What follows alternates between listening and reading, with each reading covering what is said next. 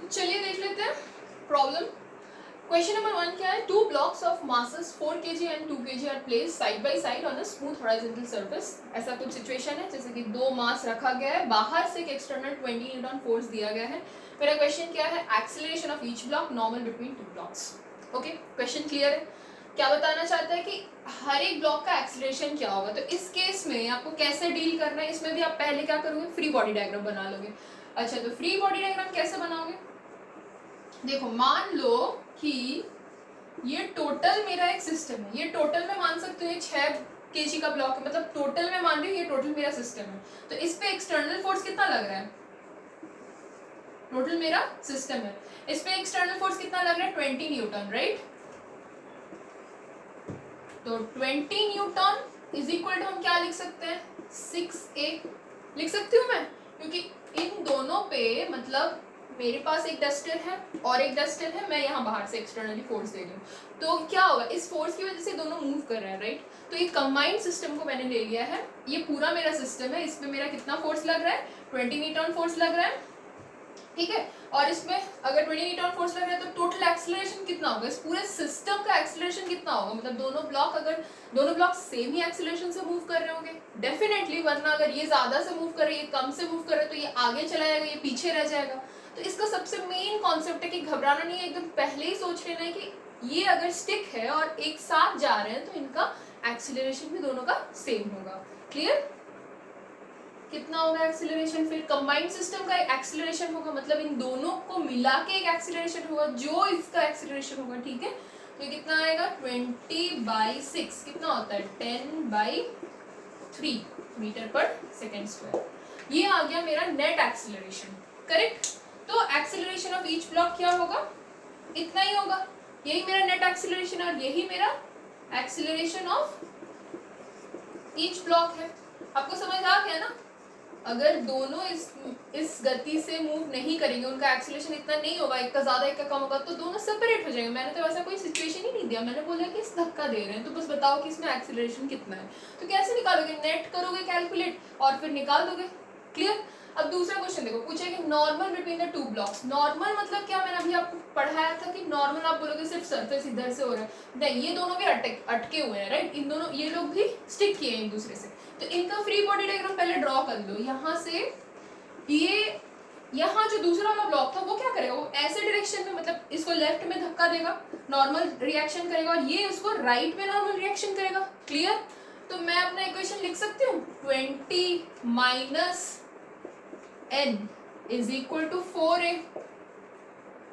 Clear. मेरा ये 4 kg का ब्लॉक है, इधर मेरा नॉर्मल, इस ब्लॉक की वजह से ये एक नॉर्मल देगा और ये ब्लॉक भी इसको सेम इक्वल नॉर्मल देगा, राइट। क्योंकि अगर ये इसको ज्यादा देगा, इसको कम देगा, तो दोनों सेपरेट हो जाएंगे। मेरा वैसा कोई क्वेश्चन ही नहीं है, सिचुएशन ही नहीं है। तो क्या है कि ये इसको जितना नॉर्मल देगा, ये भी उसको उतना ही नॉर्मल देगा। और यहाँ से मेरे को एक्सटर्नल जो फोर्स लग रहा है वो इस पे लग रहा है, मतलब सिस्टम पे लग रहा है, पर यहाँ लग रहा है। तो मैं अगर इस ब्लॉक का सिर्फ लिखूंगी फ्री बॉडी डायग्राम बना के, क्या लिखूंगी, 20n - n is equal to 4 है, इसका खुद का मूवमेंट, करेक्ट। आपको हमेशा पहले से बता देती हूँ कि फ्री बॉडी डायग्राम हमेशा एक पर्टिकुलर बॉडी का कीजिएगा, अनलेस अनटिल ऐसी सिचुएशन है तो बॉडी का ही करना है। कुछ सिचुएशंस में आप सिस्टम को लेंगे, बट हमेशा से ऐसे इंडिविजुअली एक बॉडी का करोगे तो बहुत आसानी से प्रॉब्लम्स निकल जाएंगे। यहीं पे बहुत बच्चे कंफ्यूज हो जाते हैं, तो कंफ्यूज होने की कोई जरूरत नहीं है। 40/3 - 20 कितना आ रहा है, आ जाएगा, ओके ये तो इधर आना चाहिए, तो ये हो जाएगा मेरा प्लस, ये माइनस है ना, 20/3 न्यूटन, 60 - 40 20/3 न्यूटन। क्लियर है। तो नॉर्मल रिएक्शन दोनों के बीच में कितना आएगा, 20/3 न्यूटन। अच्छा, और एक तरीका भी हो सकता था, अगर तुम इस ब्लॉक के, अब तुम बोलोगे कि इस ब्लॉक का, अगर मैं इस ब्लॉक को कंसिडर करूं, you can consider, no issues. इसमें क्या लिखूंगी मैं, 2n is equal to 2a। देखो, इस ब्लॉक का कंसिडर करोगे तो ये तुम्हारा इक्वेशन आएगा, और इस ब्लॉक का कंसिडर करोगे तो ये तुम्हारा इक्वेशन आएगा। क्लियर हो गया।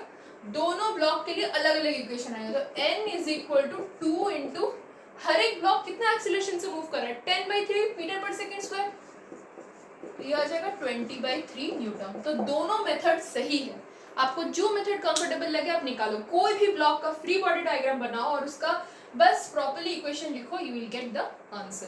Clear. Now let's jump to next question.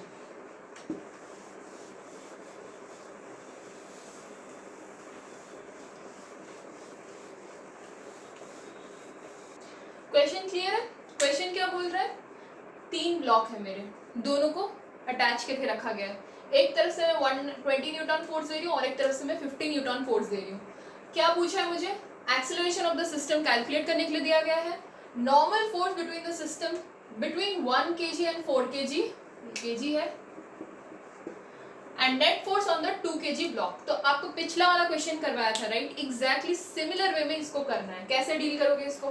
तो पहले तुम बोलोगे अभी इसमें कि उसमें तो सिर्फ एक ही फोर्स था, एक ही डायरेक्शन में, तो आपको पहले बता दे रही हूँ फोर्स वेक्टर क्वांटिटी है। तो आपका क्या, आपको फर्स्ट करना है कि फोर्सेस को मतलब एक ही डायरेक्शन में, मतलब जैसे कि ये सिंगल 1D मोशन 1D में ही है, राइट? ये ऐसे या फिर ऐसे ही मूव कर रहा है, तो इस डायरेक्शन में एक्स एक्सिस में टोटल कितने नंबर ऑफ फोर्सेस एक्ट कर रहे हैं?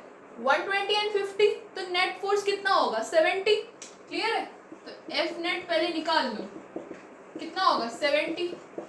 मतलब ये ज्यादा धक्का दे रहा है, कम धक्का दे रहा है, तो नेट इधर ही मूव करेगा ना सिस्टम, तो बस वही करना है। तो अभी मैंने ये तो लिख दिया कि 70। तो अब मैं क्या करूंगी? पहला क्वेश्चन हो गया मेरा ए ऑफ द सिस्टम। तो मुझे पता है कि 70 मेरा टोटल फोर्स है, यूनिट्स बाद में लिखूँ, 4 + 1 5 तो 7, 7 × ए। यहाँ तो और कोई फोर्स एक्ट नहीं कर रहा, राइट? तो एक्सेलरेशन डायरेक्ट हम लिख सकते हैं ऐसे 7a। तो ये कितना होगा? a = 10 मीटर/सेकंड²। अच्छा, ये वाला स्टेटमेंट समझ में आ रहा है? देखो यहाँ पे ये दोनों फोर्स की वजह से ही इसका एक्सेलरेशन आ रहा है, ठीक है? यहाँ पे अगर तुम पूछोगे कि इसमें ग्रेविटी का क्यों एक्सेलरेशन नहीं आ रहा है, मतलब यहाँ पे हम ग्रेविटी या फिर नॉर्मल क्यों ऐड नहीं कर रहे, बिकॉज वो लोग ना वर्टिकल डायरेक्शन में होता है। तो फ्री बॉडी डायग्राम में जो समझाया था, वो क्या समझाया था कि हमेशा जब आप लोग फ्री बॉडी डायग्राम लिख रहे हो तो कोई एक डायरेक्शन पकड़ो। ये डायरेक्शन पकड़ रहे हो, मतलब एक्स एक्सिस पकड़ रहे हो या वाई एक्सिस पकड़ रहे हो या कोई भी डायरेक्शन पकड़ रहे हो, उसी डायरेक्शन में सारे फोर्सेस को लिखो, ये इक्वेट करो, ठीक है? तो अभी ये तो सिस्टम मूव करेगा डेफिनेटली। तो अगर ये सिस्टम मूव करेगा तो इसका एक एक्सीलरेशन आएगा ना, इस पूरे सिस्टम का। एक डब्बा है, आप धक्का दे रहे हो तो मूव नहीं कर रहा, एक एक्सीलरेशन नहीं आएगा। तो एक्सीलरेशन आ गया मेरा कितना? 10 मीटर/सेकंड²। तो ये मेरा क्वेश्चन नंबर ए वाला कंप्लीट हो गया। आ गया मेरा इतना? हाँ। दूसरा क्या है? Normal force between 1 kg and 4 kg। अच्छा, इन दोनों के बीच में नॉर्मल फोर्स, तो तुम बोलोगे कि ये तो यहाँ भी दे रहा है, यहाँ भी दे रहा है, तो कैसे करना है? देखो, यहाँ मेरा नेट मैं लिख सकती हूँ 70, 1 kg के ऊपर 70 लग रहा है। अच्छा, 4 kg इस पे कुछ नॉर्मल देगा, ये 4 kg पे कुछ नॉर्मल देगा, लेकिन ये वाला फोर्स इस पे नहीं लग रहा है। ये हमेशा बच्चे गलती करते हैं, तुम लोग गलती करते हो। क्या करते हो? यहाँ से इसका मतलब देखो, ये जो बॉडी है, मतलब आपके पास 2 बॉडीज हैं। जैसे कि मान लो ये एक डस्टर है और ये सपोज मेरा हाथ है, मैं इसको धक्का दे रही हूँ, तो ये भी तो मुझे धक्का दे रहा है ना। तो ये जो दे रहा है वो मुझे दे रहा है, तो ये इस पे यूज करना है, इस पे एक्ट कर रहा है, ठीक है? ये 1 था। तो ये जो फोर्स है ये कहाँ ड्रॉ होगा? यहाँ ड्रॉ होगा, ठीक है? इसके फ्री बॉडी डायग्राम में। क्लियर? अच्छा, ये आ गया मेरा कितना? 70 माइनस इधर का, मतलब 4 kg जितना उसको n दे रहा है, ये कितना होगा? 1a। मतलब अगर मैं लिखना चाहूंगी इसके लिए 70 - n = 1a। 1a क्यों होगा? क्योंकि तो ये तो मैं मूव करेगा ना, तो इसका मास कितना है? Mass is 1 kg and acceleration a, मतलब इसका ये ब्लॉक सारे इक्वल एक्सेलरेशन से मूव करेंगे। वो तो लास्ट क्वेश्चन में ही पता चल गया, नहीं तो क्या होगा? अलग अलग हो जाएगा। तो ये टोटल सिस्टम का जो एक्सेलरेशन है, हर एक ब्लॉक का वही एक्सेलरेशन आएगा। तो ये हो जाएगा मेरा 70 - n = 1a। क्लियर? तो यहाँ से निकाल लो 70 - 1 इंटू कितना करना है? 10। कितना आ गया मेरा n? 60 न्यूटन। क्लियर? तो अभी आप पूछोगे कि यहाँ से तो इसने 60 न्यूटन दिया, यहाँ 60 न्यूटन दिया है कि नहीं, मुझे कैसे पता चलेगा? Find it out. तो देखो, अगर मुझे इस ब्लॉक के ऊपर निकालना है, तो इस ब्लॉक के ऊपर ये कितना धक्का दे रहा है? n धक्का, मतलब n इस पे फोर्स लग रहा है, इस तरफ, इस डायरेक्शन में। अब इधर से भी तो कुछ फोर्स आ रहा है, क्योंकि इस तरफ भी एक ब्लॉक है, तो ये इस तरफ कितना देगा? इस तरफ भी इसका एक नॉर्मल रिएक्शन होगा, राइट? अच्छा, यहाँ का जो नॉर्मल रिएक्शन है ये समझने की कोशिश करो। देखो, ये जो 4 kg वाला ब्लॉक है, ये 2 kg पे कितना धक्का, ये 2 kg पे एक नॉर्मल रिएक्शन दे रहा है, राइट? देगा ही ऑब्वियसली, क्योंकि अटैच है। अच्छा, और 2 kg का जो ब्लॉक है वो इस डायरेक्शन में क्या मूव कर रहा है, 2a, मतलब इतना उसका टोटल नेट फोर्स है वो मूव कर रहा है। 2a क्यों बोला मैंने, क्योंकि इसका मास 2 है, तो इसका नेट फोर्स इस डायरेक्शन में है, वो मूव कर रहा है ऐसे, मतलब ये तो ऐसे डायरेक्शन में जाएगा क्योंकि ये लार्जर फोर्स है, राइट। तो ये अपना फोर्स इधर ऐसे देगा और ये अपना नॉर्मल रिएक्शन इस तरफ देगा, ये अपना नॉर्मल रिएक्शन इस तरफ देगा। तो ये जो देगा वो मुझे फर्क नहीं पड़ता, मुझे नहीं काउंट करना है, क्योंकि मैं इस बॉडी का फ्री बॉडी डायग्राम बना रही हूँ। तो इस बॉडी का जब मैं फ्री बॉडी डायग्राम बनाऊंगी तो उसमें क्या हो रहा है, मेरा कौन सा वाला फोर्स इस पे लगेगा। फ्री बॉडी डायग्राम में जो बॉडी फोर्स लगाता है वो नहीं चेक करना है, ठीक है। जिस पे लगता है, मतलब आप जिसका फ्री बॉडी डायग्राम बना रहे हो इस पे सारे फोर्सेस कैलकुलेट करो। यहीं पे मैक्सिमम लोग कंफ्यूज हो जाते हैं, तो ये मत करना। तो ये हो गया क्या, ये इसके ऊपर फोर्स लगा, मतलब इसके ऊपर नॉर्मल फोर्स लग रहा है इस डायरेक्शन में, और इस लेफ्ट डायरेक्शन में सिर्फ 2a फोर्स लग रहा है और तो कुछ भी नहीं है। तो मैं यहाँ लिख सकती हूँ n = 2a, लिख सकती हूँ ना। तो यहाँ पे मैंने लिख दिया। अच्छा, तो अभी यहाँ पे पुट करो, सब्स्टिट्यूट करो, 4 माइनस कितना 40, यहाँ पे इस इक्वेशन में पुट करो, इसका लिखो, इस पे कितना फोर्स लग रहा है, n - 2a = 4a।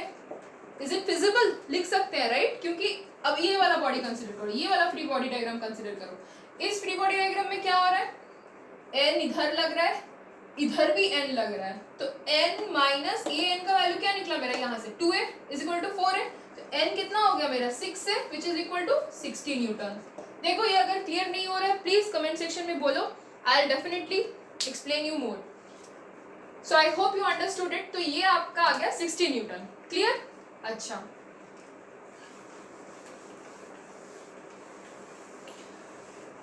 दूसरा क्वेश्चन, लास्ट क्वेश्चन क्या पूछा है, वो पूछा है कि net force on 2 kg block. अच्छा, नेट फोर्स कितना होगा 2 kg ब्लॉक में, यही होगा ना, और तो कोई फोर्स ही नहीं लग रहा उसके ऊपर, तो कितना होगा ये 20 न्यूटन। क्लियर हो गया। तो पहला काम, फ्री बॉडी डायग्राम, हर एक का individual free body diagram draw करोगे। ये आ गया कितना 70 न्यूटन नेट था, इस पे ऐसे एन लग रहा है, ये हो गया। इसको ध्यान रखो, ये सबसे फंडामेंटल चीज है, लॉज ऑफ मोशन का सबसे फंडामेंटल चीज यही है। अगर आप ऐसे क्वेश्चंस आराम से कर दोगे ना तो एंट्रेंस में ज्यादा दिक्कत नहीं है, ये बेसिक्स है, आपको मैं बेसिक्स से सिखा रही हूँ, तो टफ प्रॉब्लम्स आराम से कर पाओगे। ये होता है आपका एक टाइप का प्रॉब्लम। इसके बाद हम लोग टेंशन वाले प्रॉब्लम्स भी करेंगे। टेंशन के बारे में आपको मैंने पहले ही बता दिया था। टेंशन क्या होता है, जब आप एक सीलिंग से एक रोप हैंग करके रख रहे हो और एक बॉडी हैंग कर दी हो, तो यहाँ पे क्या होगा, एक ये जो रस्सी है ना, ये एक फोर्स तो लगा रही है ना, ऊपर खींच रही है, वरना तो नीचे ही गिर जाता उसका मास, mg का तो कुछ मास होगा ही। तो ये जो टेंशन फोर्स है ये किस पे लगता है, इनएक्सटेंसिबल स्ट्रिंग्स पे लगता है, ठीक है। तो यहाँ पे जो टेंशन फोर्स है ना वो हमेशा किस तरफ होता है, अलोंग द स्ट्रिंग, मतलब स्ट्रिंग जैसा भी, अगर ऐसा स्ट्रिंग है तो इस तरफ मेरा टेंशन होगा, जैसा भी स्ट्रिंग होगा स्ट्रिंग के अलोंग द स्ट्रिंग टेंशन लगेगा। क्लियर हो गया। तो ये रहा हमारा एक क्वेश्चन, इसके बाद हम लोग और भी क्वेश्चंस डील करेंगे।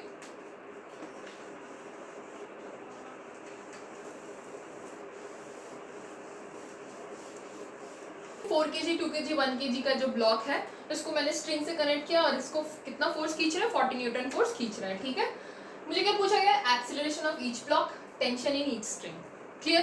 आपको अभी बताया था कि टेंशन कैसे निकालना है, टेंशन क्या होता है, तो टेंशन को लेके टेंशन मत लेना, ठीक है। तो अभी हम क्या करेंगे, लेट्स कैलकुलेट इट।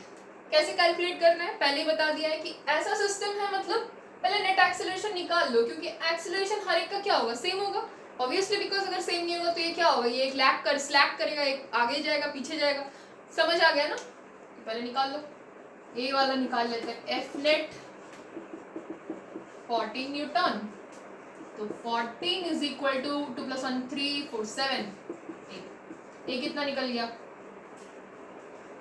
एक सेकेंड, ये कितना निकल गया 2 मीटर पर सेकेंड स्क्वायर।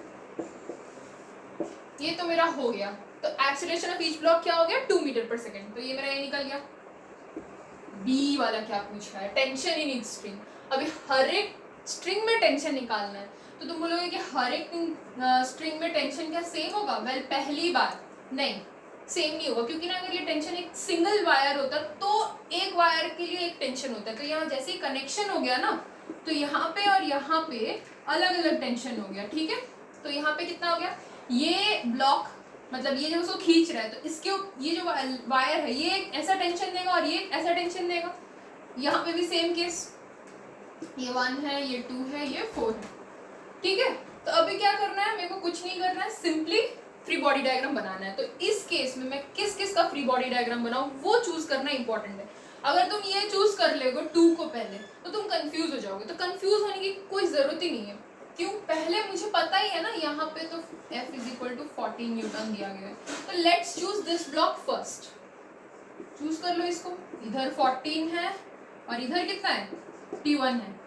इसका इक्वेशन तो लिख ही सकते हो, कितना होगा 14 - T1 = 1। ए का वैल्यू कितना है 2, सो 14 - T1 = 2। T1 कितना आ गया, 14 - 2 12 न्यूटन। यहाँ तक क्लियर हो गया, ये तो समझ में आना चाहिए। इस ब्लॉक के लिए मैंने T1 निकाल दिया टेंशन।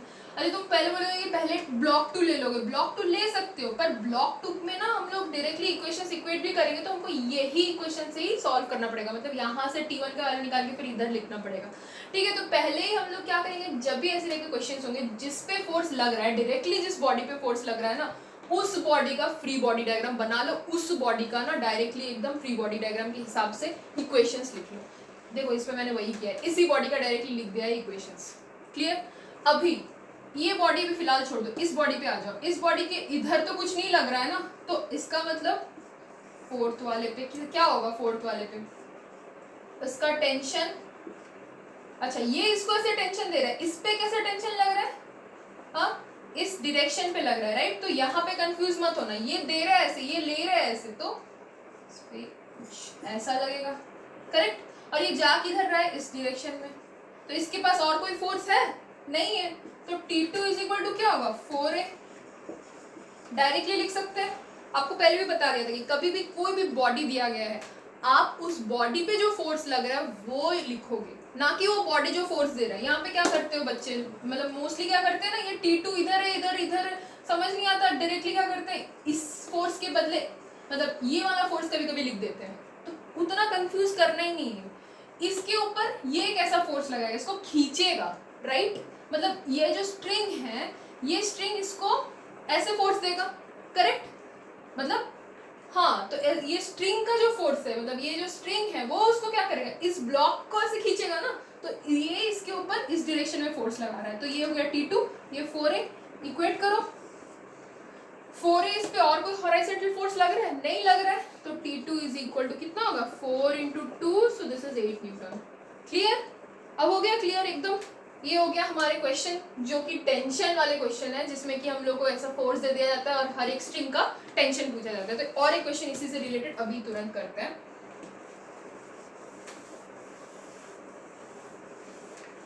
नेक्स्ट क्वेश्चन इज, दो ब्लॉक है, ये एक स्ट्रिंग है और ऊपर से उसको खींच रहा है फोर्स 120 न्यूटन से। तो बेसिकली इसका मतलब हुआ कि हम एक स्ट्रिंग में दो ब्लॉक अटैच करके ऊपर की तरफ खींच रहे हैं। अभी तक हमने जितने भी प्रॉब्लम्स किए थे वो सारे प्रॉब्लम्स में हमने क्या किया था कि हॉरिजॉन्टल डायरेक्शन में हम लोग खींच रहे थे, मतलब फोर्स अप्लाई कर रहे थे, and then we were calculating, right. तो उसमें हम लोग को ग्रेविटी का कोई इशू नहीं था, वेट फोर्स का कोई नेसेसिटी नहीं था, but now in this case we have that issue. So इसमें हम क्या करेंगे, अब जब हम इसमें एक्सीलरेशन ऑफ ईच ब्लॉक, हम उसमें क्या कर रहे थे, F net = ma कर दे रहे थे, बिकॉज और कोई फोर्स ही नहीं था। बट इसमें हम ऐसा नहीं कर सकते, समझ आ रहा है ना क्यों नहीं कर सकते, क्योंकि यहाँ पे एक एडिशनल फोर्स लग रहा है। अगर तुम इस टोटल ब्लॉक को 6 kg मान भी लेते हो, देखो टेंशन यहाँ पे लेने की जरूरत नहीं, बिकॉज ये इंटरनल है, हाँ ये दोनों के बीच का जो फोर्स है ये जरूरत नहीं है, हमको नेट एक्सटर्नल के साथ लेना देना है, ठीक है। तो अगर मुझे यहाँ पे नेट लिखना है तो मैं, मेरा कितना है 120 नहीं, F net नहीं, मतलब मेरा अगर यहाँ पे फ्री बॉडी डायग्राम बनाना है मुझे, तो ये मेरा 120 है, ये सपोज मैं मान लेती हूँ 6 kg का ब्लॉक है, लेकिन इसका तो कुछ mg भी रहेगा ना, रहेगा। तो कैसे करेंगे इसको, 120 - mg = ma, करेक्ट।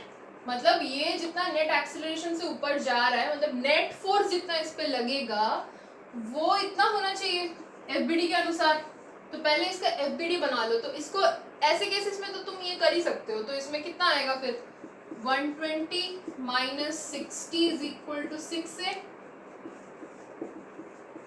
तो A आ गया मेरा 10 मीटर पर सेकेंड स्क्वायर। तो यहाँ वैसी गलती मत करना, हॉराइजेंटल डायरेक्शन में हमारे पास और कोई फोर्स नहीं रहता, तो इसलिए हम डायरेक्टली ये फोर्स को इसके साथ इक्वेट, MA के साथ इक्वेट कर देते हैं। मतलब एग्जैक्टली हम जितना फोर्स उसको खींचते हैं ना, तो टोटल मास इनटू एक्सेलरेशन वही होता है। पर इस केस में हमारे पास सिंस ग्रेविटी है तो हमको वो क्या करना पड़ेगा, सब्सट्रैक्ट करना पड़ेगा। We have to take account of all the forces it comes into contact. Okay, बस इसमें स्ट्रिंग में हमारा वेट नहीं था।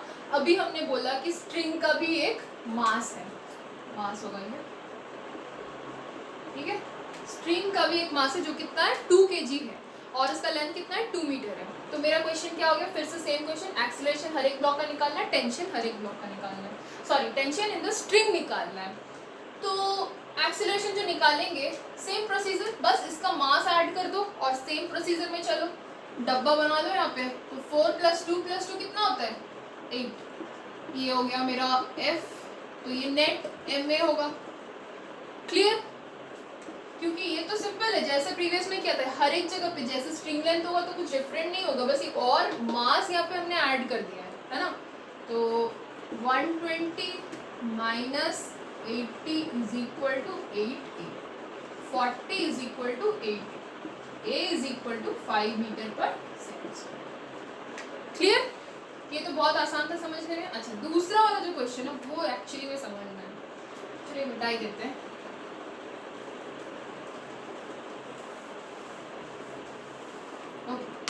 सेकेंड क्वेश्चन में ना, यहाँ पे ये जो ब्लॉक है इसको थोड़ा समझने की कोशिश करो।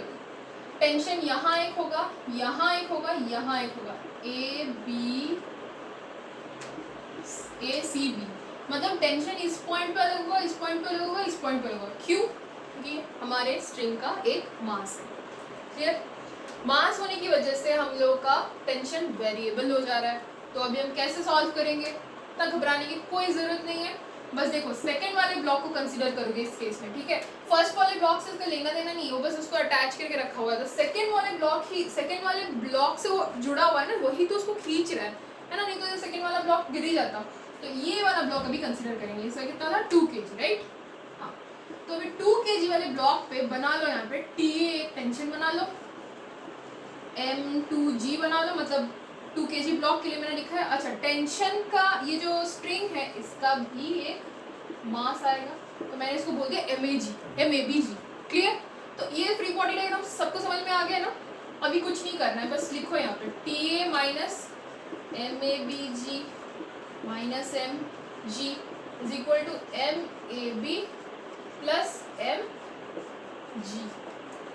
यहाँ तक नॉर्मल है, कुछ नहीं है इसमें। मैक्सिमम लोग कंफ्यूज हो जाते हैं कि जब स्ट्रिंग का मास आ जाता है ना, तो उनको समझ नहीं आता है कि कहाँ कहाँ पे स्ट्रिंग का वैल्यू, मतलब टेंशन चेंज हो रहा है, ठीक है। तो ये TA, TV, TC जो 3 पॉइंट दिया गया है, इस पॉइंट पे आपको टेंशन निकालने के लिए दिया जाएगा। तो कैसे निकालोगे वही बता रही हूँ। तो इनिश जो A वाले पॉइंट पे ना, वो पूरा का पूरा लेंथ है उस पर, तो इसमें पूरा का पूरा मास उस पर लगेगा। तो TA कितना हो जाएगा यहाँ पे, ये जो क्वांटिटी है ये कितना होगा 2 kg इंटू 10, बिकॉज ये पूरा फुल लेंथ कवर कर रहा है। तो ये कितना होगा 20 minus 20 is equal to 2 + 2 into, ये G नहीं है ये A है, इंटू A कितना है 5, राइट।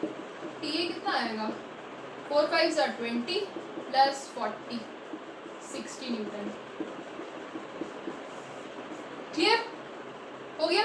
अच्छा, नेक्स्ट क्वेश्चन, नेक्स्ट क्या बोल रहे हैं, इस पोजीशन पे निकालेंगे हम।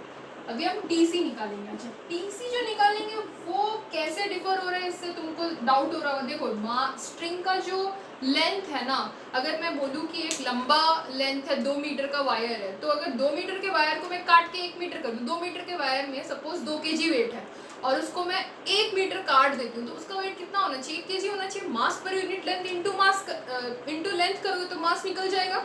उसी तरह से यहाँ पे हम क्या कर रहे हैं, ये जो सेंटर पोजीशन है ना, इसमें मास चेंज हो जाएगा, बाकी सब सेम ही रहेगा। बाकी सब ये ऐसे MBCG हो जाएगा, और इसका इसका अपना खुद का मास एक mg रहेगा और ये ऊपर एम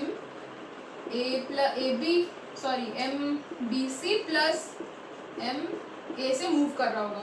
ये फ्री बॉडी डायग्राम बन जाएगा आराम से। बस इसमें डिफरेंस क्या होगा कि हाफ हो रहा है, लेंथ हाफ हो जा रहा है तो मास भी हाफ हो जाना चाहिए। ये भाई m/l इंटू एल करके निकालो। क्लियर? तो अभी यहाँ पे लिखो T C minus M B C G minus M G is equal to M B C. T C कितना निकलेगा मेरा? ये तो पता ही है कितना होगा, 40 नहीं, ये 40 नहीं होगा। ये वाला कितना है? ये भी 1 हो जाएगा और ये कितना था? 2 था, तो ये हो जाएगा 20 प्लस 10 30 प्लस ये कितना होगा? 3 इंटू 5 30 प्लस 15 कितना होगा? 45 न्यूटन। क्लियर? अच्छा, लास्ट क्वेश्चन। यहाँ पे इस पोजीशन पे बी पॉइंट पे स्ट्रिंग खत्म ही हो गया यार, उसका अब और क्या चाहिए? स्ट्रिंग तो खत्म ही हो गया इस पॉइंट पे। अगर इस पॉइंट पे स्ट्रिंग खत्म हो जा रहा है तो TB is equal TB minus 2 M2G, मतलब इसका mg is equal to ma हम लिख सकते हैं। यहाँ पे तो और कोई स्ट्रिंग का मास ऐड नहीं हो रहा है ना। अगर इसका फ्री बॉडी डायग्राम बनाओगे तो इस पोजीशन पे स्ट्रिंग आ रहा है क्या? नहीं आ रहा है। क्या आ रहा है? 2 kg आ रहा है नीचे और ऊपर एक ma आएगा और कुछ आ रहा है इस पॉइंट पे, बस उसका एक टेंशन फोर्स ऊपर की तरफ लगेगा। बट इस एग्जैक्ट पोजीशन पे तो स्ट्रिंग है ही नहीं, तो हम क्या करेंगे? लिखेंगे नहीं स्ट्रिंग का मास। तो TB is equal to M A plus G, that is how much? 2 into 5 plus 10 30 newton. Clear है? तो ये क्वेश्चन थोड़ा ध्यान से करो और एकदम एक्सप्लिसिटली सॉल्व करो, आराम से सॉल्व हो जाएगा। ओके?